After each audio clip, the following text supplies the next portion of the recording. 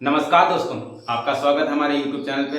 उम्मीद है आप लोग मस्त होंगे, ज़बरदस्त होंगे और मस्ती से अपने पढ़ाई भी कर रहे होंगे, रिवीजन कर रहे होंगे, अपने एग्जाम की तैयारी भी कर रहे होंगे।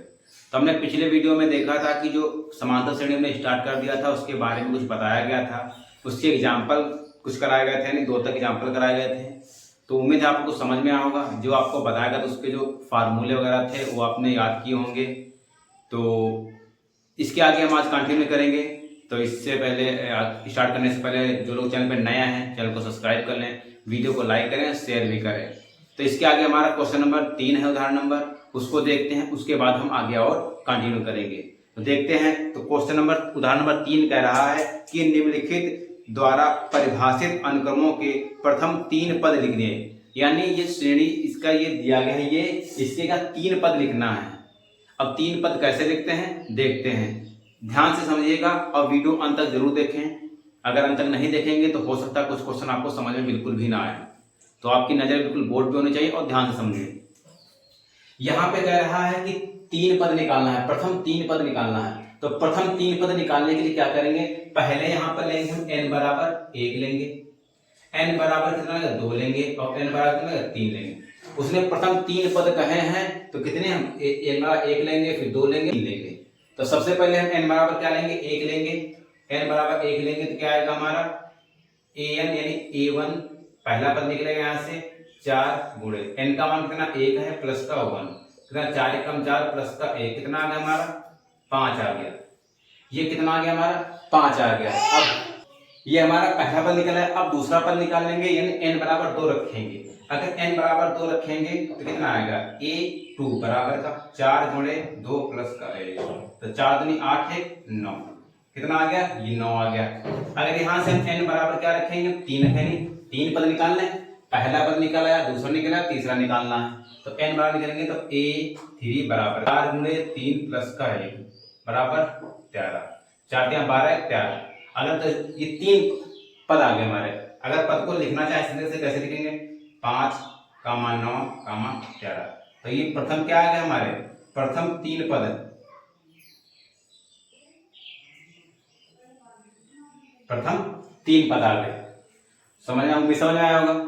दूसरा भी देख लेते हैं और क्लियर हो जाएगा। यहां भी हम n बराबर पहले क्या लेंगे 1 लेंगे। जब n बराबर 1 लेंगे 2 की पावर क्या हो जाएगा 2 की पावर 1 माइनस 1 बराबर कितना हो जाएगा 2 की पावर 0। तो कितना हो जाएगा हमारा किसी भी संख्या का मान अगर किसी की संख्या की घात अगर 0 हो तो उसका मान कितना होता है 1 होता है। हमेशा ध्यान रखने, चर हो या अचर हो, अगर उसकी घात 0 दी गई है तो उसका मान हमेशा कितना होता है 1 होता है। अब n बराबर हमने 2 रखा तो क्या आ गया 2 की पावर 2 माइनस का 1 यानी 2 की पावर 1 हो जाएगा। कितना 2 की भाई 2 की पावर 1 है तो 2 ही हो जाएगा। यहां से n बराबर अगर 3 रखेंगे तो क्या आएगा 2 की पावर 3 माइनस का 1 बराबर 2 की पावर 2 बचेगा बराबर कितना 4। यानी पहले ये प्रथम जो 3 पद आ गए, प्रथम 3 पद कौन कौन आ गया हमारे 1, 2, 4। तो पहले वाले 5, 9, 3 13 आया था। दूसरे वाले में क्या 1, 2, 4 आ गए। तो ये हमारे प्रथम 3 पद हमारे निकल के आ गए। तो उम्मीद है समझ में आया होगा। इसके साथ लेना चाहे तो ले सकते हैं। इसके बाद हमारा क्वेश्चन नंबर 4 दिया गया, उदाहरण नंबर 4 दिया गया, इजी क्वेश्चन है, उसको भी देखते हैं। an बराबर n bracket n plus 1 bracket बंद ब्रैकेट 2n प्लस 1 ब्रैकेट बंद बटे 6 द्वारा परिभाषित अनुक्रम का 15वां पद ज्ञात करना है। सॉरी, यानी इसका 15वां पद ज्ञात करना है। 15 का मतलब है n बराबर 15। भाई अगर हमने पिछले भी क्वेश्चन में देखा था अगर 3 पद के अंदर n बराबर 1 रखा, 2 रखा, 3 रखा, उसी तरीके से अगर हम 15वां निकालेंगे तो क्या आएगा n बराबर 15 आएगा। तो इसमें 15 पूछा है, नहीं n बराबर कितना होगा हमारा 15, यानी a 15 बराबर कितना हो जाएगा। जहां जहां n दिया गया वहां पे कितना रखना पड़ेगा हमें 15 रखना पड़ेगा। तो 15 प्लस का 1 और 2 गुणे 15 प्लस का 1 बटे 6। यहां से लगा 15 गुणे 15 1 16 गुणे 15 30 1 31 बटे 6। 3 बचे 15 3 गुना 6 2 1 कम 2 2 बटे 16 कितना आ गया 8 5 40 गुणे 31 कितना आएगा 0, 4 एकम 4, 4 तियां 12, कितना आ गया हमारा 1240। अगर कहा जाए इसका जो 15वां पद होगा कितना होगा हमारा 1240 होगा। तो उम्मीद क्वेश्चन समझ में आएगा, इजी क्वेश्चन था, सिर्फ n का मान रखना था, बाकी इसको हल कर लेना। तो इसके बाद हमारा अगला क्वेश्चन 5 नंबर है, उसको देखते हैं।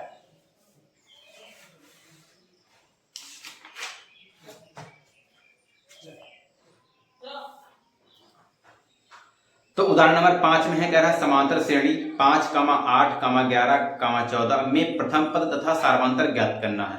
तो ये मैं पिछले वीडियो में बता चुका हूं कि प्रथम पद कैसे निकालता है, सार्वंतर कैसे निकाला जाता है। नहीं, सार्वंतर मतलब होता है दूसरे पद से पहला घटाएं, फिर तीसरे पद से दूसरा घटाएं, चौथे पद से तीसरा घटाएं। अगर इन सबको घटाने के बाद सभी का बराबर मान आ रहा है तो सार्वंतर है। अगर समांतर श्रेणी है, अगर सार्वंतर बराबर नहीं है तो समांतर श्रेणी नहीं है। तो इसके से सार्वंतर ज्ञात करना है। नहीं, दूसरे से पहला पद घटा देना है, तीसरे से दूसरा पद घटा देना है और चौथे से तीसरा पद घटा देना है। इससे पता चल जाएगा कि सार्वंतर हमारा कितना है। उसके बाद हमारा उदाहरण नंबर 6 है, कह रहा है एक समांतर श्रेणी के प्रथम 4 पद ज्ञात कीजिए जिसका प्रथम पद -2 तथा सार्वंतर -2 है। यानी प्रथम पद भी -2 है और सार्वंतर भी कितना इसका है -2 है।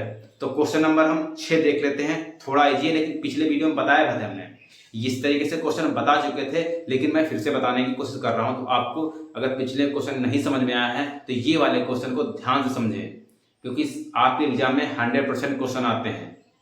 ठीक है, देखते हैं इसको। 6 नंबर, यानी a बराबर दिया गया -2 और सार्वंतर दिया सार्वांतर, d बराबर दिया गया -2। यानी प्रथम पद भी -2 दिया गया और सार्वंतर भी कितना दिया -2 दिया गया है। हमें कितने पद निकालना है, उसने कहा 4 पद निकालना है। हमने आपको बताया था कि जब कोई श्रेणी बनाई तो कैसे बनाई जाती है। अगर समांतर श्रेणी देखा जाए, समांतर श्रेणी क्या होगा, प्रथम पद फिर a प्लस का 2d, a प्लस का नहीं d होता है, फिर a प्लस का 2d, फिर a प्लस का 3d, फिर a प्लस का 4d, फिर a प्लस का 5d, ऐसे करके निकाला जाता है। ठीक, अब यहां से ये तो हमारा दिया गया समांतर श्रेणी इस तरीके से होती है। अब प्रथम पद भी दिया गया, सार्वंतर भी दिया गया, कितने पद निकालने हैं हमें 4 पद निकालने हैं। तो उसको ध्यान से समझिएगा, यानी ये निकालना है, ये निकालना है, ये और ये यहां तक निकालना है तुम्हें, बाकी तुमने फॉर्मूला लिख दिया है। अच्छा देखेंगे तो पहला पद कितना हो जाएगा, तो पहला पद हमारा 2 ही हो जाएगा। उसके बाद यहां से दूसरा पद देखेंगे, यानी a1 है, ये a2 है, a3 है और ये a4 है। ठीक है, तो a2 निकालेंगे तो पहला पद -2 प्लस का, d कितना आएगा -2, कितना आएगा -2 प्लस माइनस कितना आएगा -4।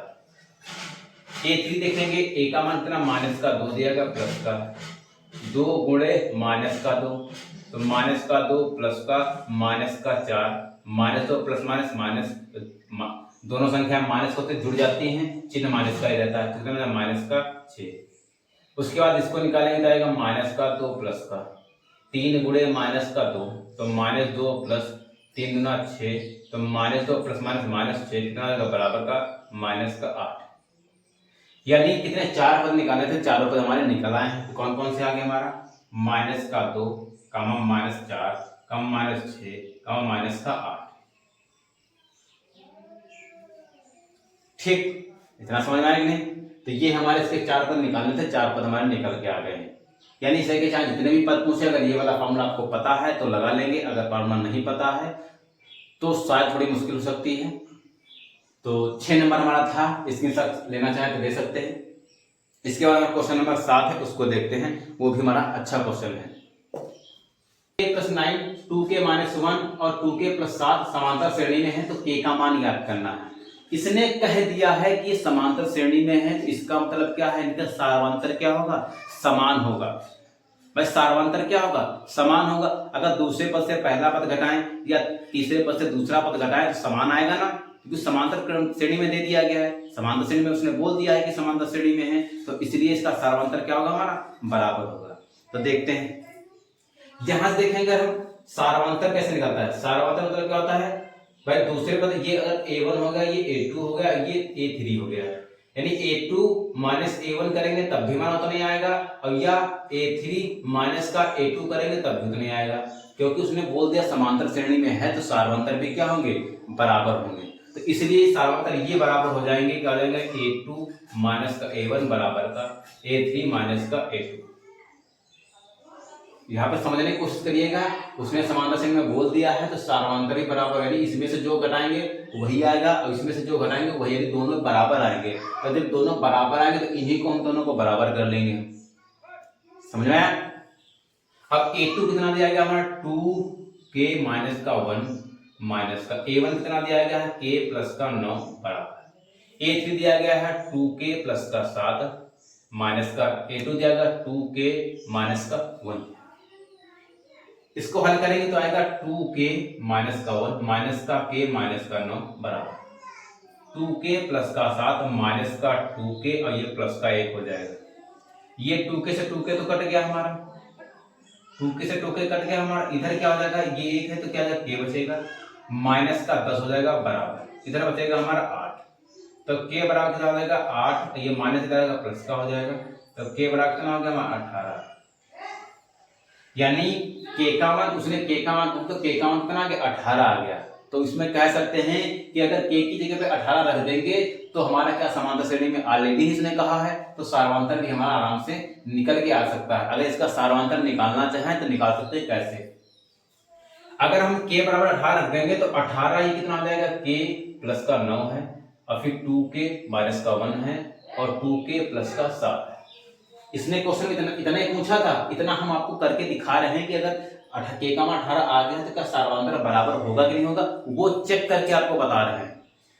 तो k का मान 18 रखेंगे तो 18 में कितना होता है हमारा 27, इसे 18 में 36, 36 में कितना 35 बचेगा, और फिर 18 में 36 7 कितना हो जाएगा हमारा 45। अब देखो इसमें से अगर घटाएंगे तो 35 माइनस का 27 करेंगे कितना आएगा हमारा 8 आ जाएगा, और फिर अगर 43 में से अगर हम 35 घटाएंगे तब भी कितना आएगा हमारा 8 आएगा। तो देखो सार्वंतर समान आया कि नहीं आया, तो इसीलिए सार्वंतर यहाँ पे बराबर कर लिया गया था, तभी हमारा इस क्वेश्चन लग पाएगा। तो उम्मीद है क्वेश्चन समझ में आया होगा। इसके बाद हमारा क्वेश्चन नंबर 8 है, उसको देखते हैं क्या कह रहा है। कह रहा है यदि किसी अनुक्रम का nवां पद an बराबर 6n+2 है तो सिद्ध कीजिए कि वह समांतर श्रेणी है तथा सार्वंतर भी ज्ञात करना। यानी हमें सिद्ध करके लाना है कि समांतर श्रेणी में है और इसका सार्वंतर भी ज्ञात करना है। तो देखते हैं सबसे पहले क्या करते हैं। क्वेश्चन नंबर 8, तो यहाँ पे जो nवां पद दिया गया है, nवां पद दिया है 6n+2 दिया गया है। अभी nवां पद तो हमें पता हो गया, अब इसके आगे वाला पद निकालेंगे तो आगे वाला पद से जैसे n पता है, ठीक है, अगर इसके अगला वाला निकालेंगे तो क्या हो जाएगा, n+1 ही तो होगा भाई। जस्ट इसके अगला वाला जैसे n बराबर 1 है तो n बराबर अगला कितना आ जाएगा 2, यानी इसमें 1 जोड़ेंगे तभी तो 2 आएगा। तो वैसे nवां पद निकाला तो n में अगर हम 1 जोड़ेंगे तभी तो n+1 वाला पद निकलेगा। तो यहाँ से निकालेंगे an बराबर क्या रहना, an+1 रखने का, तो क्या आ जाएगा an+1 बराबर 6n+1 रखा प्लस का 2, तो 6n प्लस का 6 प्लस का 2 कितना आ जाएगा 6n प्लस का 8, यानी an+1 का मान कितना आ गया हमारा 6n प्लस का 8 आ गया। अब इसके आगे क्या करेंगे, ध्यान समझिएगा।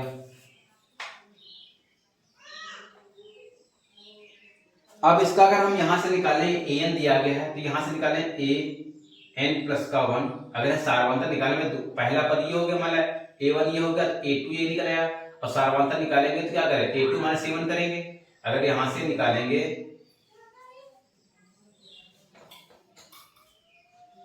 अगर सार्वंतर निकालेंगे तो a2 माइनस a1 करेंगे, तो a2 कितना 6n प्लस का 8 माइनस का a1 कितना आया हमारा 6n प्लस का 2, तो यहां से घटाएंगे कितना आएगा हमारा 6n प्लस का 8 माइनस का 6n माइनस का 2 जाएगा, ये कट गया, कितना आएगा 8 से 2 गया 6, यानी सार्वंतर कितना आ गया हमारा 6 आ गया है।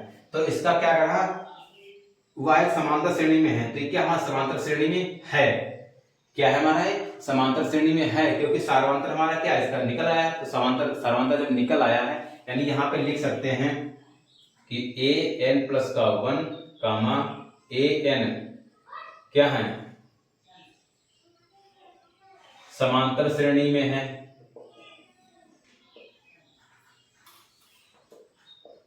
क्योंकि इनका सारवांतर 6। तो समांतर श्रेणी भी सिद्ध हो गया और सारवांतर भी कितना निकल के आ गया, हमारा 6 निकल के आ गया। तो उम्मीद है क्वेश्चन समझ में आया होगा। स्क्रीनशॉट लेना चाहे स्क्रीनशॉट ले सकते हैं। अगर नहीं समझ में आया तो वीडियो को एक बार पुनः देखें तो और अच्छे से आपको समझ में आ जाएगा। उसके बाद हमारे उदाहरण खत्म हो चुके हैं। अब हमारी चालू होती है प्रश्नावली। तो प्रश्नावली का क्वेश्चन देखेंगे, जो लगने वाले हैं, जो बताएंगे वो नहीं लगवाए जाएंगे, उसके आगे आपको सब क्वेश्चन लगवाए जाएंगे। एक जो स्टार्ट हो रहा है इसका पहला क्वेश्चन कह रहा है निम्नलिखित में से प्रत्येक समांतर श्रेणी के लिए प्रथम पद ए तथा सारवांतर डी लिखिए। यानी ये समांतर श्रेणी दी गई है, इसमें तुमको प्रथम पद और सारवांतर निकलना है। तो ये क्वेश्चन आप लगा चुके हैं। तो सिर्फ इसका मैं एक पार्ट बताने की कोशिश कर रहा हूँ। पहले का पहला आप उसको लगाइएगा। यानी 3 दिया गया, -2, -7 और -12 दिया गया, आगे दिया। तो इसने कहा प्रथम पद और सारवांतर निकालना है। तो प्रथम पद कितना होगा, ए बराबर कितना, हमारा 3। तो प्रथम पद हमारा यही हो गया। सारवांतर मतलब क्या होता है, ये A1 हो गया, ये A2, A3, A4। यानी A2 माइनस का A1, तो -2 में से अगर -3 घटाएंगे -5। फिर निकालेंगे ये D1 होगा, फिर D2 निकालेंगे। यानी तीसरे में से दूसरा भी चेक कर लेते हैं। तो -7 माइनस का 2 दिया गया है, तो -7 प्लस का 5 है, प्लस का 2 इतना -5। इसका मतलब क्या, सारवांतर हमारा कितना दिया गया, 5 दिया गया। कम से कम अगर सारवांतर चेक करने के लिए कह रहा तो सिर्फ ये मत करना कि A2 से घटाते इतना आ गया, नहीं, आगे भी आपको चेक करना। हो सकता है ये डिफरेंट आ जाए। और अगर उसने कह दिया समांतर श्रेणी में है तो एक ही चेक करेंगे। अगर उसने कहा नहीं है कि समांतर श्रेणी में है तो आपको जितने भी दिए गए सभी को चेक करना पड़ेगा, नहीं तो सवाल आपका गलत हो जाएगा। तो पहले का पहला पार्ट है, आपको समझ में आया होगा। इसके जो बाकी सवाल दिए गए 2, 3, 4 दिए वो अपने लगाइएगा घर पे। जो भिन्न वाला दिया गया भिन्न वाला भी लगाएंगे, आप फ्रैक्शन के रूप में हो जाएगा, उसको आप हल करिएगा। उसके बाद दूसरा क्वेश्चन कह रहा है निम्नलिखित में से कौन कौन समांतर श्रेणी है।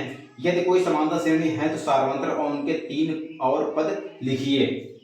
यहाँ पे क्वेश्चन ये अच्छा आया है कि पहले चेक करो समांतर श्रेणी में है या नहीं है, और है तो इनके अगले 3 पद और निकालने हैं। तो इसका जो पहला क्वेश्चन रूट वाला दिया गया है, इसको मैं बता दे रहा हूं। ये थोड़ा आपको समझ में नहीं आ रहा होगा कि इसको कैसे करेंगे। तो देखते हैं क्वेश्चन नंबर 2 का पहला। दूसरे का पहला पार्ट दिया गया, इसको समझेंगे, ध्यान से समझेंगे तभी लगा पाएंगे। अगर ध्यान से नहीं समझा तो आपको बिल्कुल भी समझ में नहीं आएगा। तो ध्यान से देखें, ये रूट 3 दिया गया, ये रूट 12, ये रूट 27, रूट 28 है। इसका पहले हमें प्रूफ करके दिखाना है कि समांतर श्रेणी में है या नहीं है। अगर समांतर श्रेणी में है तो इसके और कितने पद निकालने हैं, 3 पद और निकालने हैं।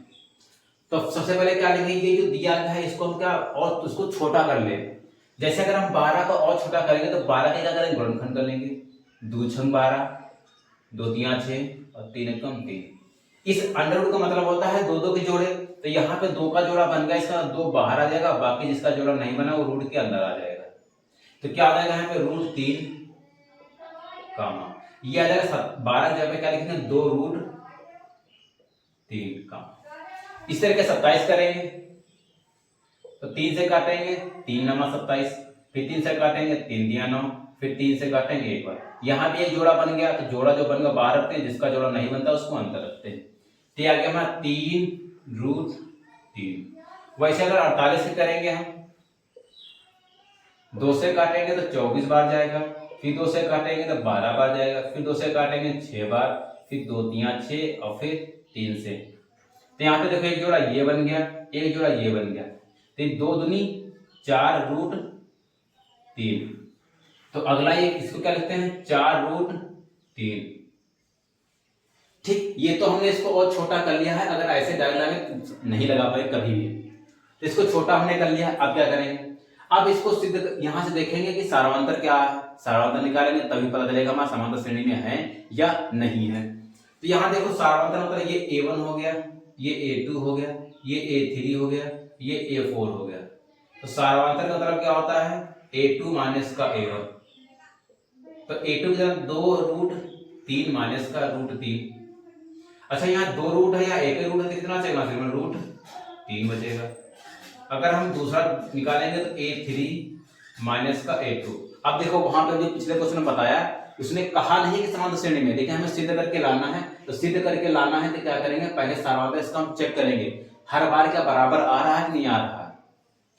तो a3 कितना दिया गया हमारा 3 रूट 3 माइनस a2 कितना 2 रूट 3। अगर 3 में से 2 जाएगा तो एक ही रूट बचेगा हमारा, एक रूट बचेगा। अच्छा d3 बराबर क्या हो जाएगा हमारा a4 माइनस का a3। तो a4 कितना दिया हमारा 4 रूट 3, a3 दिया गया 3 रूट 3। तो 4 से 3 जाएगा कितना देगा हमारा एक रूट बचेगा। इसका मतलब क्या है, सारांश सब जगह बराबर आ रहा, तो ये क्या है हमारे, ये जो है समांतर श्रेणी है।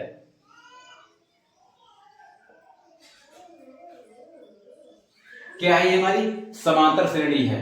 जब ये समांतर श्रेणी तो इसके हमें और क्या निकालना है, और 3 पद निकालने हैं। तो वो कैसे निकालेंगे, इसको इरेज कर रहे हैं, नोट करना है तो नोट कर लें, इसको इसके साथ लेना चाहे ले लें।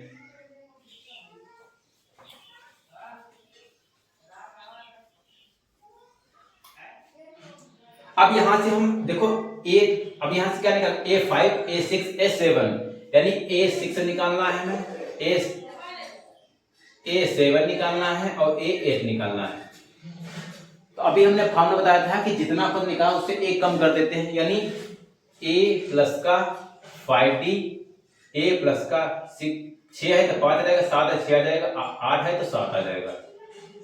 ठीक, यहां से प्रथम पद कितना है हमारा, यानी यहां प्रथम पद देखेंगे रूट 3 है और सारांश कितना निकल गया रूट 3, यानी प्रथम पद भी 3 है और सारांश भी ना रूट 3 निकल के आ गया है।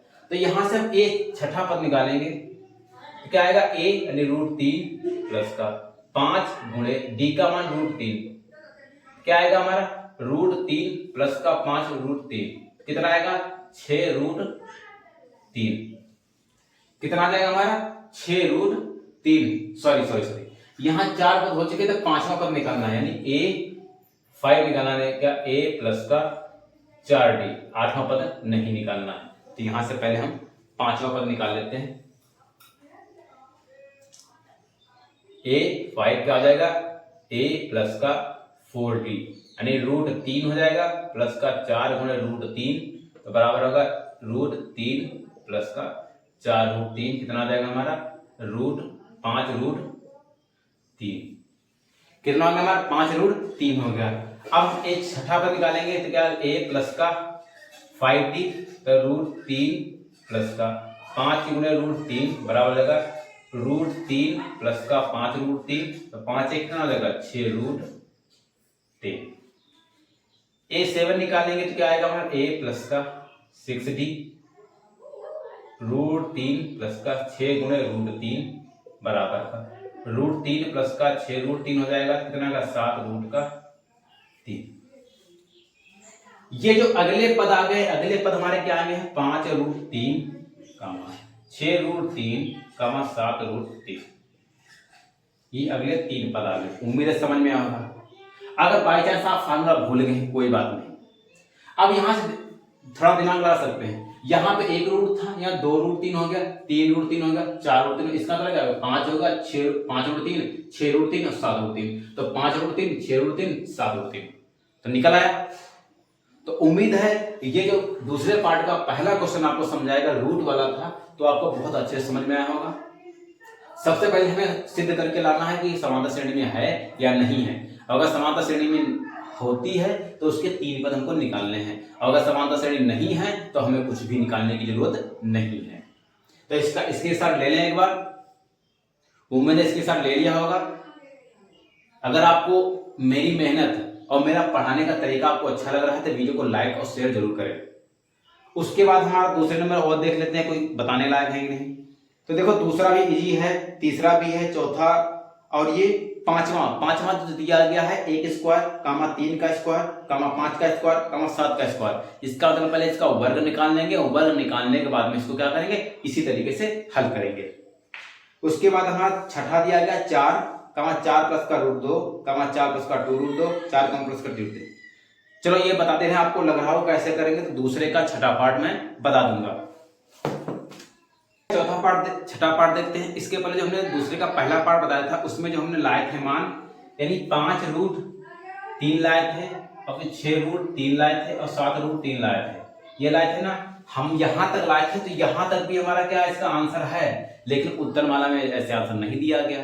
तो जो उत्तर माला में दिया है उसको ले आते हैं। ये 5 दिया गया है, इसका मतलब 5 जो हमने वर्गमूल बनाया था भाई, जो जोड़ा बनता है वो आता है अंदर ना। इसका मतलब ये करेंगे 5 गुणे 5 गुणे 3। भाई जब जोड़ा हमने बनाया था तभी तो इसको बाहर किया था। अब जब इसको अंदर फिर से रखेंगे तो इसको जोड़ा फिर से बनाना पड़ेगा। तो यहाँ का 25 या 75 यानी √75 आ गया। वैसे इसको करेंगे 6 गुणे 6 गुणे 3, 6 18 छका 108। वैसे करेंगे 7 गुणे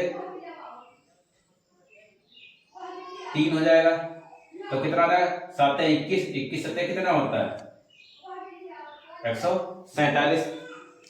ठीक है, तो तुम ये आंसर ले लो, कोई दिक्कत नहीं है। आपका ये वाला है, ये भी बिल्कुल सही है और ये वाला भी बिल्कुल सही है, कोई भी क्वेश्चन नहीं काट सकता आपका।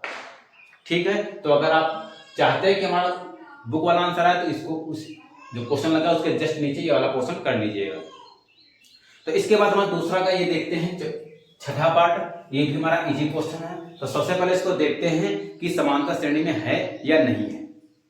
तो ये तो होगा A1, ये A2, ये A3, ये A4 हो गया।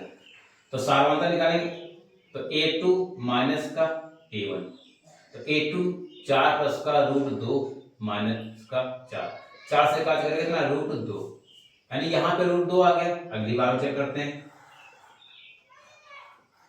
A3 माइनस का A2, A3 कितना रहेगा 4 प्लस का 2√2 माइनस का √2 है 4 प्लस का √2, यहाँ से 4 प्लस का 2√2 माइनस 4 माइनस का √2, तो 4 से कट गया। यहाँ पे 2 है, यहाँ पे 1 है, कितना देगा √2।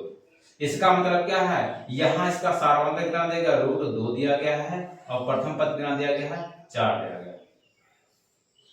ठीक, सारवांतर हमारा समान निकल के आ रहा है, तो इसका मतलब क्या है, ये हमारी क्या है समांतर श्रेणी है।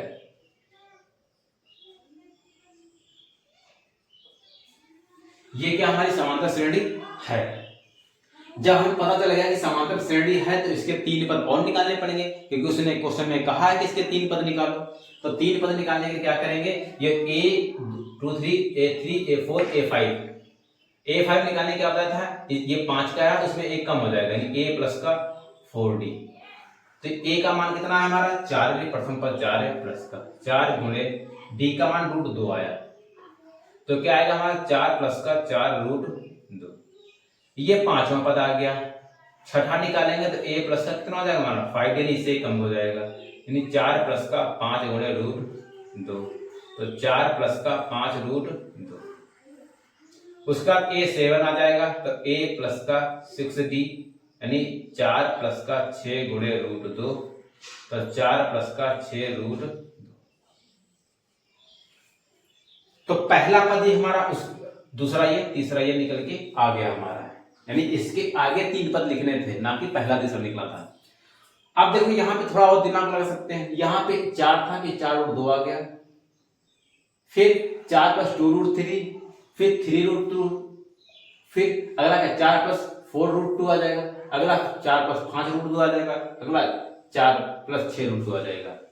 अगर आप फॉर्मूले से लगाना चाहें तो फॉर्मूले से आपको बेस्ट लगेगा, क्योंकि अगर वैसे करें हो सकता है कहीं धोखे से गलत हो गया, तब क्या करेंगे। अगर इस फॉर्मूले से करेंगे तो आपको कोई भी दिक्कत नहीं होने वाली है।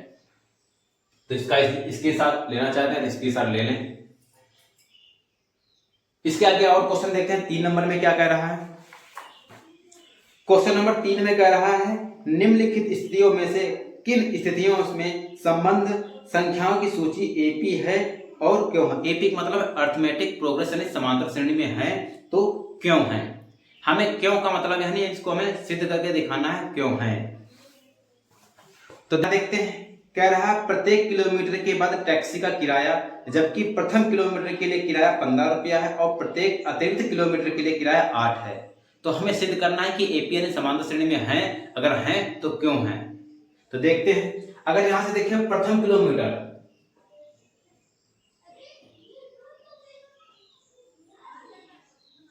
प्रथम किलोमीटर का किराया कितना 15 रुपया दिया गया। उसने कहा अतिरिक्त किलोमीटर, यानी अतिरिक्त किलोमीटर किराया कितना हो जाएगा, उसने 8 रुपया दे दिया। इसका मतलब क्या कह सकते हैं, प्रथम का मतलब यानी ए बराबर कितना हो गया हमारा 15 हो जाएगा। अब अतिरिक्त किराया चलो मैं हर बार अतिरिक्त दे रहा है, पहले 5 दिया, सॉरी 15 दिया, उसके बाद 8 रुपए और दिया। तो यहां से अगर हम श्रेणी बनाना चाहें, अगर श्रेणी, तो पहला तो 15 है हमारा, 8 रुपए अतिरिक्त दिया, इसका मतलब उसने 23 रुपया दिया हो गया। फिर 8 रुपया उसने अतिरिक्त दिया, कितना 31 दिया होगा। फिर 8 रुपए एक्स्ट्रा दिया होगा, कितना दिया होगा 39 दिया गया होगा। यानी हर बार वो क्या है, अतिरिक्त दे रहा है ना। अच्छा, जब अतिरिक्त दे रहा है तब यहां से क्या हो सकता है हमारा, ये हमने श्रेणी बना ली भाई। 15 को उसने पहले दिया और फिर दूसरी बार क्या दिया उसने, अतिरिक्त किराया दिया 8 रुपया, अतिरिक्त किराया दिया 8 रुपया, इसी में जोड़ेंगे तो 15 8 23। फिर उसने अतिरिक्त किराया दिया कितना 31 आ जाएगा, फिर अतिरिक्त किराया दिया 8 रुपया, तो उसने 39 हो गया। तो इसी तरीके से हमारा आगे चलता चला जाएगा। अब हमें सिद्ध करके लाना है क्या ये एपी में है या नहीं है। तो देखते हैं, A1 ये हो गया, A2 ये हो गया, A3 हो गया, A4 ये हो गया। यानी यहां से क्या करेंगे, तो D1 अगर निकालेंगे तो A2 माइनस का A1 होता है, यानी 23 में से अगर 15 घटाएंगे कितना आएगा 8। अगर D2 निकालेंगे तो A3 माइनस का A2 कितना हो जाएगा हमारा, A3 हमारा 31 दिया गया माइनस का 23, बाकी कितना हो जाएगा 8। D3 बराबर क्या हो जाएगा 39, A4 माइनस का A3 यानी 39 माइनस का 31 कितना आएगा 8। यानी यहां से देख सकते हैं कि जो सार्वंतर है, सार्वंतर क्या हर बार क्या है समान आ रहा, हर बार क्या है समान है। जब सार्वंतर समान है तो क्या कह सकते हैं, ये क्या है एपी में है, एपी में है, यानी इसको कह सकते हैं समांतर श्रेणी में है।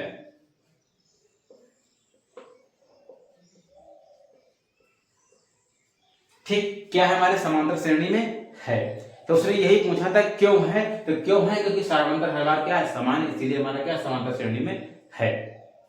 तो उम्मीद है क्वेश्चन समझ में आया होगा। नहीं समझ में आया है, थोड़ा समझ में आया है तो वीडियो को एक बार पुनः फिर से देखेंगे, आपको अच्छे से क्लियर हो जाएगा। अगर मेरी मेहनत, आपको पढ़ाने का तरीका, समझाने का तरीका आपको अच्छा लग रहा है तो वीडियो को लाइक और शेयर जरूर करें, जिससे हमें मोटिवेट मिलता है कि आपको पता चल जाता है कि हमारे तरफ जो पढ़ाया जा रहा है, हमारे तरफ जो मेहनत की जा रही है आपको समझ में आ रही या नहीं आ रही है। तो इसके बाद तीसरे का दूसरा पार्ट देखते हैं।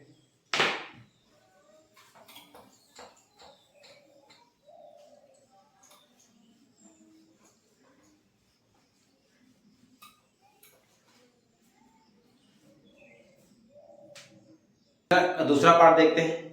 कह रहा है किसी बेलन में उपस्थित हवा की मात्रा जबकि वायु निकालने वाला पंप प्रत्येक बार बेलन की शेष हवा का 1/4 भाग बाहर निकाल देता है।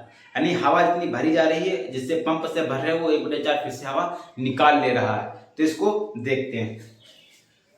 तो इसको देखेंगे तो यहाँ पे मानेंगे जो हवा द्वारा जो है, जो इसमें जो है कौन क्या है बेलन है, जो बेलन है, बेलन में हवा की अगर मात्रा देखें, एक है बेलन में हवा की मात्रा कितनी एक है। जब बेलन में हवा की मात्रा एक है तो क्या करेंगे, जब इसमें हवा निकाल कितनी लेता है 1/4, यानी ये टाइप 1 हो गया। टाइप 1 की कंडीशन एक कह सकते हैं। जब हवा निकलती कितनी, हवा निकाल लेता कितना 1/4, यानी कह रहा क्वेश्चन जबकि वायु निकालने वाला का शेष हवा का 1/4 भाग निकाल लेता है। तो यहां से जब निकाल लेता है तो इसका मतलब क्या हो गया T2 होगा। T2 कंडीशन क्या हो जाएगी, जब उसमें निकाल लेता है, एक में से 1/4 निकाल लेता है तो कितनी बचती शेष, तो 4 एकम 4 माइनस का 1/4 कितना होगा 3/4। दूसरी कंडीशन में कितना आ जाता है 3/4 आ जाता है। फिर हवा अगर निकाली गई है, हवा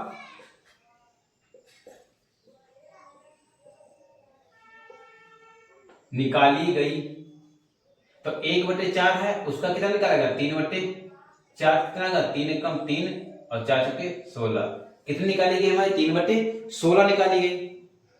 अब 3/16 निकालेगा, तीसरी कंडीशन में क्या होगा, तीसरी बार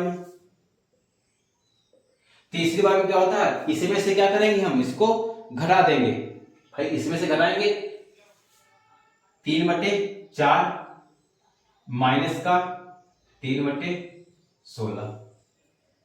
जब हम ये कंडीशन करेंगे कितना 3/4 माइनस 16, तो इसको अगर हल करेंगे तो कितना आएगा हमारा 16 चौके 64, 16 तियां 48 माइनस 4 तियां 12, कितना बचेगा ऊपर हमारा 6 36/64, यानी 4 9 36, 4 कम 4 4 24, कितना आ गया 9/16।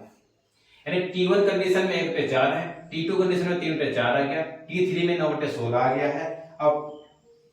अब T4 में कितना निकालेंगे, T4 भी निकाल लेते हैं भाई।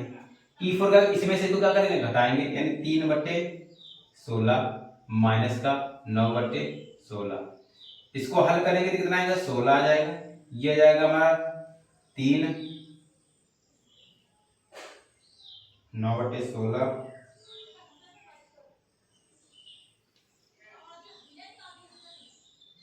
जब ये 9/16 आ गया है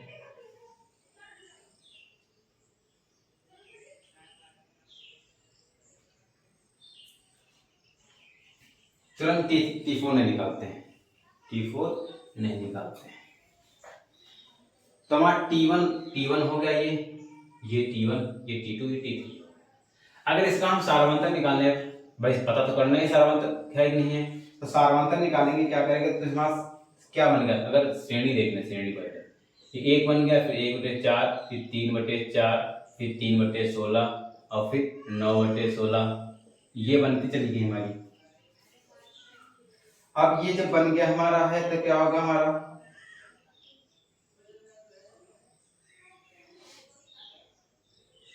3/4 में से 16 घटाएंगे तो 9 कितना आ गया, ये आ गया हमारा 3/16। चलो 1 2 3 निकाला है, 1 2 3 1 है 1/4, ये है ठीक। यहां से हम सारवंतर निकालेंगे, यानी ये A1 A2 A3 A4, तो क्या होगा A2 माइनस का A1 कितना आ जाएगा 1/4 माइनस 1, कितना आएगा हमारा माइनस का 1 माइनस 4 4/4, कितना माइनस का 3/4। अगर यहाँ से D2 निकालेंगे कितना आएगा A3 माइनस का A2, A3 कितना 3/4 माइनस A2 1/4। जब हर समान दिया गया तो 3 माइनस का 1/4 यानी 2/4, 2 से 2 1/2। अब देखो यहाँ पर आगे निकालो या ना निकालो, क्योंकि पहले में माइनस 3/4 आया है, दूसरे में 1/2 आया है, तो इसका मतलब क्या है, ये समांतर श्रेणी में नहीं है। यह समांतर श्रेणी में नहीं है, नहीं है। तो हो सकता है बच्चे की रोने की आवाज आ रही है, क्योंकि पड़ोस में मकान है, इसीलिए बच्चा रो रहा है। तो यहाँ पे आपको समझ में आएगा क्या क्या हवा निकाला जाए इसको, अगर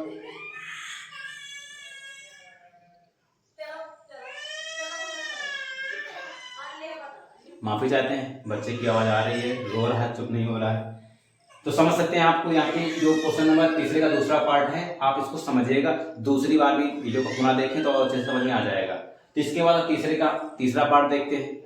कह रहा प्रत्येक मीटर की खुदाई के बाद एक कुआं खोदने में आई लागत, जबकि प्रथम मीटर खुदाई की लागत 150 है और बाद में प्रत्येक मीटर खुदाई लागत 50 रुपया बढ़ती जाती है। तो इसको सिद्ध करना कि समांतर श्रेणी में है या नहीं है। अगर देखेगा प्रथम बार जो खुदाई की गई है, प्रथम बार खुदाई की गई तो कितना 150 रुपया लग रहा है। अब उसके क्या रहा है कि हर बार बाद में अगर प्रत्येक बार अगर खुदवा रहा है, प्रत्येक बार ज्यादा खुदाई कर कह सकते हैं, 50 रुपए लेगा। अगर इसको श्रेणी बनाए तो देखो पहली बार उसने 150 रुपए लिए, उसने 50 रुपए ज्यादा लिया, इसका मतलब क्या हो जाएगा, ये 200 हो जाएगा। फिर तीसरी बार का 250 हो जाएगा, फिर 300 हो जाएगा। इस तरीके से बढ़ेगा। भाई कैसे बढ़ेगा देख लेते हैं। पहली बार 150 है, दूसरी बार का 150 प्लस का 50 हो जाएगा, तीसरी बार ये 200 हो जाएगा, तो 150 प्लस का 50 फिर प्लस का हो जाएगा इसमें, तो वही डायरेक्ट कर जाएगा। 150 था, फिर 50 से बड़ा 200 हो गया, फिर 50 बड़ा 250 हो गया, फिर 50 बड़ा 300 हो गया। तो इस तरीके से आपको समझ आ गया होगा। अच्छा, यहां से निकालते हैं, ये A1 हो गया, ये A2 हो गया, ये A3 हो गया, ये A4 हो गया। ठीक है, तो सारा मतलब D1 निकालेंगे, A2 माइनस का A1 यानी 200 में से 150 50 बचेगा। D2 निकालेंगे तो A3 माइनस का A2 निकालेंगे, 250 में से अगर 200 घटाएंगे कितना आएगा हमारा, 50 आएगा। D3 निकालेंगे तो हमारा A4 माइनस का A3 बराबर कितना आएगा, 300 में से अगर 250 घटाएंगे कितना आएगा, 50। यानी यहाँ पे कह सकते हैं सार्वंतर क्या है, सार्वंतर समान है, इसलिए यह AP में है। तो मेरे समझना इजी क्वेश्चन था, बहुत ज्यादा इजी क्वेश्चन था, तो समझ में आया होगा। नहीं समझ आया तो वीडियो को पुनः देखें। तीसरा हो चुका है, इसके बाद तीसरे का चौथा देखते हैं। इसके साथ लेना चाहे तो इसके साथ ले लें। इसके बाद चौथा पार्ट देखते हैं। चौथा देखते हैं, कह रहा खाते में प्रत्येक वर्ष का मिश्र धन जबकि 10,000 की राशि 8% वार्षिक की दर से चक्रवृद्धि ब्याज पर जमा की जाती है। यानी 10,000 रुपया है वो चक्रवृद्धि ब्याज पर जमा किया जाता है। यानी अगर देखो चक्रवृद्धि ब्याज क्या होता है, चक्रवृद्धि ब्याज ये होता है कि ब्याज पर ब्याज लगता है। यानी जो प्रथम वर्ष का चक्रवृद्धि ब्याज और साधारण ब्याज क्या होता है हमारा, बराबर होता है। प्रथम वर्ष का चक्रवृद्धि ब्याज और साधारण ब्याज क्या होता है, बराबर होता है। अच्छा देखते हैं, तो उसने कहा प्रत्येक वर्ष, यानी अगर पहले वर्ष की राशि देख लेंगे, यानी पहले वर्ष की फर्स्ट वर्ष की राशि कितनी, 10,000 दी गई। ठीक, तो पहले वर्ष का हम ब्याज देख लेते हैं। पहले वर्ष का यानी फर्स्ट वर्ष का चक्रवृद्धि ब्याज, तो हमने बताया ना कि पहले वर्ष का चक्रवृद्धि ब्याज और साधारण ब्याज क्या बराबर होता है। तो क्या हो जाएगा हमारा PRT/100, यानी 10,000 गुणे दर 8 दी गई, समय वार्षिक की बटे 100, कितना आ गया हमारा 800। यानी पहले वर्ष का चक्रवृद्धि ब्याज कितना हो गया, 800 हो गया। अब दूसरे वर्ष का निकालेंगे तो अभी हमने बताया कि चक्रवृद्धि ब्याज तो ब्याज पे ब्याज लगता है, यानी जो ब्याज आया है इस ब्याज पे ब्याज लगेगा। यानी दूसरे वर्ष की राशि हो जाएगी सेकेंड वर्ष की राशि, तो मूलधन तो हमारा 10,000 है, इसमें प्लस का 800 जुड़ जाएगा, कितना आ जाएगा हमारा 10,800। यानी दूसरे वर्ष में जो ब्याज लगेगा इस पे लगेगा, ना कि इस पे लगेगा। तो सेकेंड वर्ष का जो चक्रवृद्धि ब्याज है कितना आ जाएगा, ये PRT हो जाएगा, यानी 10,800 गुणे 8 गुणे 1 बटे 100, कट गया, कितना आ जाएगा 8 कम 8 8 64, 8 कम 8 कितना हो गया 864 हो गया, कितना हो गया 864 हो गया है। तो थर्ड वर्ष की अगर राशि देखें कितनी हो जाएगी, ये थी दूसरे वर्ष की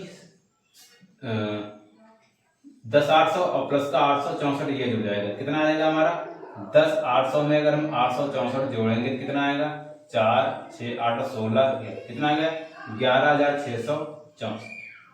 यानी प्रथम वर्ष का तुम्हारा ये है, दूसरे वर्ष का ये है, तीसरे वर्ष का ये है। अब हमें सिद्ध करके लाना है कि समांतर श्रेणी में है या नहीं है। तो थोड़ा इरेज करना पड़ेगा यहां से ये, अब यहां से देख लेते हैं। तो इसके अगर श्रेणी बना के देखें तो क्या बनेगी हमारी, ये बनेगा 10,000, फिर दूसरी राशि बनेगी 10,800 और तीसरी 11,664। अब यहां से अगर सार्वंतर निकालेंगे तो ये हो जाएगा A1, ये A2 और ये A3। तो सार्वंतर D1 निकालेंगे तो A2 माइनस का A1 होता है, यानी 10,800 में से अगर हम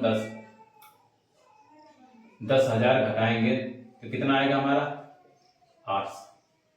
D2 निकालेंगे क्या आएगा, A3 माइनस का A2, यानी 11,664 में से अगर हम 10,800 घटाएंगे, यानी 11,664 में से 10,800 घटाएंगे 4,6,8,0, कितना आएगा हमारा 864 आएगा। तो इसका मतलब है यहाँ पे 800 आया, यहाँ पे 864 आया, तो ये क्या है हमारा समांतर श्रेणी में नहीं है।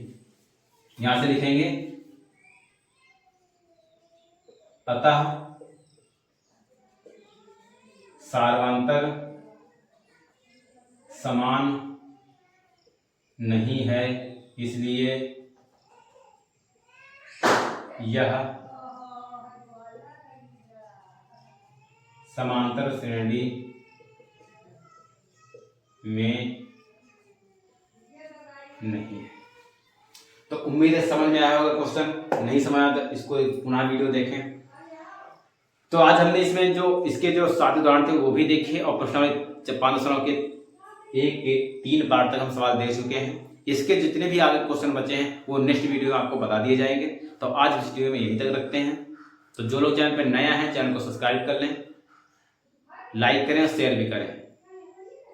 जिन लोगों ने पिछले चैप्टर नहीं देखे हैं वो पिछले चैप्टर देखें, तब आपको और भी अच्छे समझ में आएगा कि यहाँ पे जो डायरेक्ट कोई चीज कर दी जा रही है तो क्यों कर दी जा रही है, वो बातें सब पिछले वीडियो में बताई गई हैं। तो रिवीजन करते रहें, पढ़ते रहें, पढ़ाई बहुत जरूरी है। अगर पढ़ाई नहीं करेंगे तो आपके अच्छे मार्क नहीं आएंगे, अच्छे मार्क नहीं आएंगे तो आपके समाज में क्या कोई वैल्यू नहीं होगी। तो अगर आपको अपना सबसेट दिखाना है, अच्छे नंबर लाना है, तो आपको पढ़ना जरूर पड़ेगा, रिवीजन करना पड़ेगा। तो पढ़ते रहिए, मुस्कुराते रहिए। तो मिलते हैं नेक्स्ट वीडियो में 3 नंबर से आगे क्वेश्चन को नए जोश और नई उमंग के साथ में और थोड़े से सरल तरीके से बताने की कोशिश की जाएगी। तो मिलते हैं नेक्स्ट वीडियो में, तब तक के लिए जय हिंद।